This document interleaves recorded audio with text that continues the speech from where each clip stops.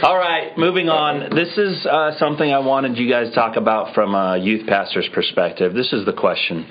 What do you do if you're married to a non-believer? Let me read you this. What do you do if you married a non-believer before you became a believer? So you're both unbelievers, you get married, then one spouse gets saved. What do you do? From a youth? Well, like from a kid in that situation? What I mean by that is that kids, what's their mindset supposed to be when they're looking at this? Because a lot of kids are dating, hoping to get married, and if you do that, you can be in this situation if it's not done correctly. Yeah.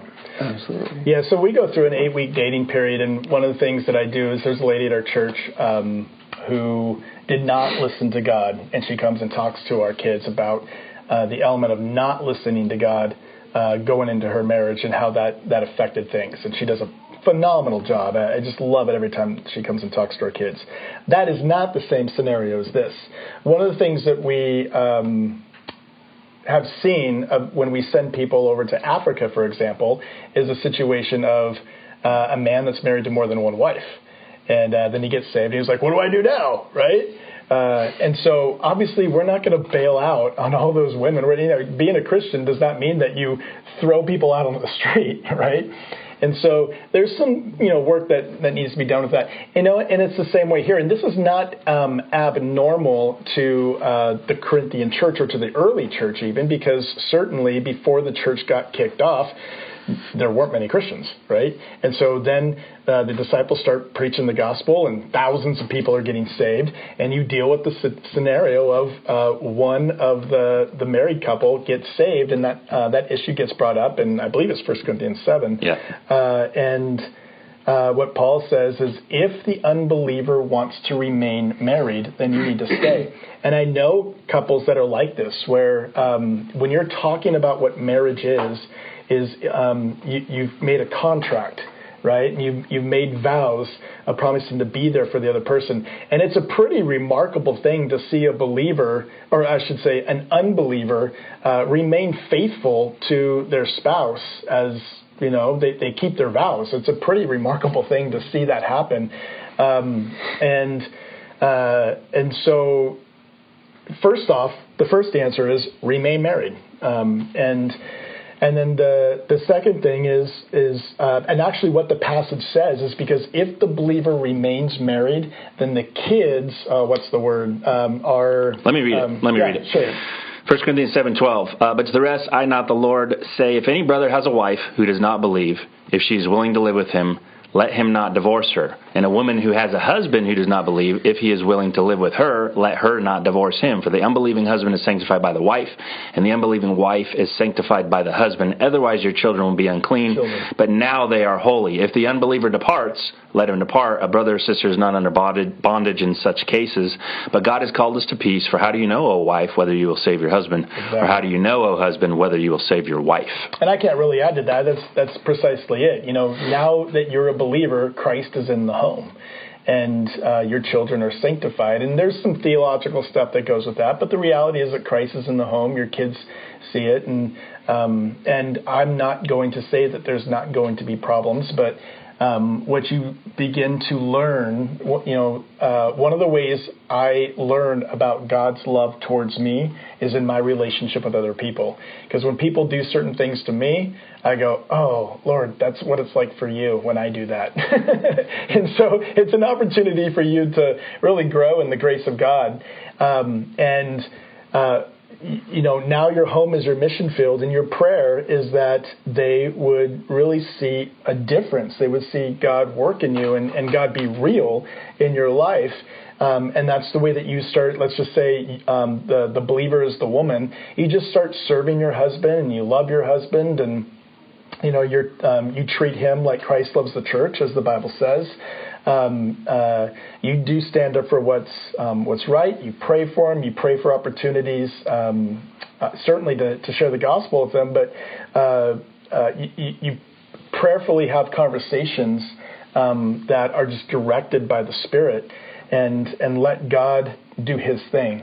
When it comes to witnessing, It's God that saves people, not you. And so I take that burden off me when I'm witnessing to people, and I just put that on the Lord. And so your hope and your peace and your need comes from Christ. But if the person wants to remain faithful, now we could get into the weeds, and I'll just say this. Being married is not the same thing as being a roommate.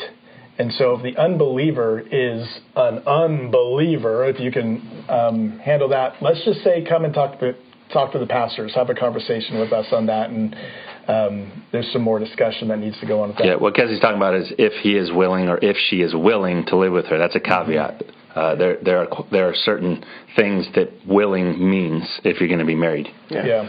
Brooks, what do you say? And specifically, if you're a youth kid, high school kid, and you're in this situation, what do you tell them so that they, you know what I mean? Kid being married and believer? Yeah, we're going back to the first century, 13-year-olds.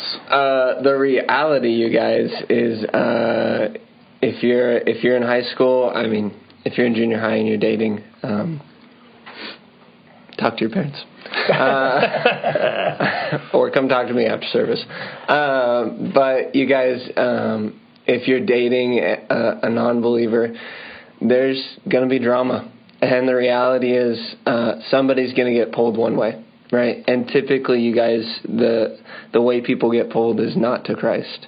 What's usually happening is there's a kid from church who starts dating a girl from school or whatever, and she's not a believer, or vice versa, right? They're not a believer, and what happens is they get pulled away from church and from the fellowship that they're in because they're hanging out with this other person in the relationship, and that's generally what happens. I have had a few instances, actually in my life, literally. I was missionary dating in high school, and it didn't work. I actually walked away from the Lord at the end, but actually my wife came to the Lord, and then we got married a while later. But the reality is, you guys, typically what happens is people get pulled away. And that's not a gamble you want to go through. That's not a risk you want to take, and it's better to be with the Lord and not be with that person that you think is so awesome right now, and ask for the Lord to change their heart. And if he does, then go forth in the relationship. That's what I would encourage you with if you're in that situation. Really, the first person that you should be devoted to and focused on is Jesus, and not that relationship that you are prizing so much, or whatever's going on in your life. Because I remember being in high school and middle school, it's all the focus, it's all everybody talks about, but the reality is Jesus is the most important. And as you continue to grow throughout your life, you're going to see it more clearly, and you're going to recognize what the reality is, as you continue to grow, the Bible just gets more and more true, and you just realize God knows what's up, and I have no clue. And so I need to go to the Lord over and over again, right? Do you guys have any? I have one more thing to say, too, because the thing that entered my brain is what happens when a person gives their life to the Lord is the Spirit comes to live inside of you, and he starts to cleanse you, right? And so you start getting convicted about certain things. And I can only imagine someone who's older looking at their life and going, I got to get rid of all this stuff. And so you come in, and it can be quite a culture shock to the unbelieving spouse, right? And in their mind, your change is something religious. It's not something that's been done by God. And so that's something that, you come in and talk. If you're a woman, come in and talk to Marcy about that. Come in and talk to one of the pastors about it. But it is something to be aware of, that what I want them to see is that the change that's happened in me is the work that God has done in me, and not, some cult thing that's happened and freaky, because that's really where the mind of the unbeliever is going to go. And so I want to certainly change and start living a life that's holy to God. But my prayer is that it would be something that's genuine and something that's Spirit-filled. And I want to be salt to my spouse. And what salt does is it makes fries taste better, right? And so be someone that makes him thirsty or makes her thirsty for God, and make it look appealing, if you will. Certainly not, don't be cheesy and fake and stuff like that, but, really just be genuine and be careful of the appearance of legalism, and show them the goodness, and the truth of God. And so I just wanted you to be aware of that. So in a nutshell, since we're out of time, fast. What do you do if you've married a non-believer? You love them. Yes. Stay married. You try and let the Lord come with, make them a believer so they come with you. And if they're willing to do that, then that's what you do. If they're not, then you go from there. One practical thing too with that is maybe they don't want to go to church, but you've got Christian friends, and we kind of do this too, because I got a lot of friends.